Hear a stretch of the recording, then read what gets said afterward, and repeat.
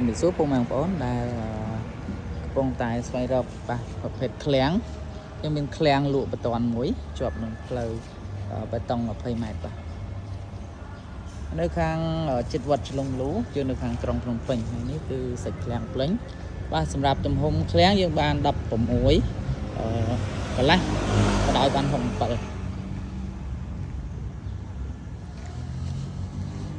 ឃ្លាំងនេះសម្រាប់ពុកម៉ែបងប្អូនបាទបើកអាជីវកម្មផ្សេងគឺល្អបាទពីមុនយើងខាងសិប្បកម្មខាងកាត់ដេរអញ្ចឹងណាបាទអញ្ចឹងនេះគឺសាច់ឃ្លាំងពេញ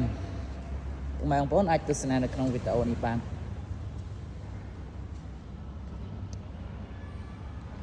ជាប់នឹងផ្លូវរត់បាទអាចខាងរោងចក្រសហគ្រាសខ្នាតមធ្យមអាចមើលនេះបានខាងនេះយើងមានសល់ដីចំហៀងហើយខាងក្រោយ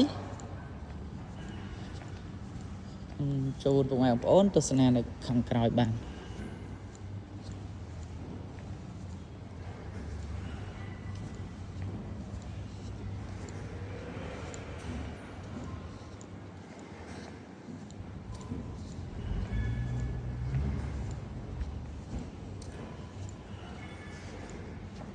ក្រោយនេះយើងនៅត្រឹមហ្នឹងយើងមានបន្ទប់ទឹក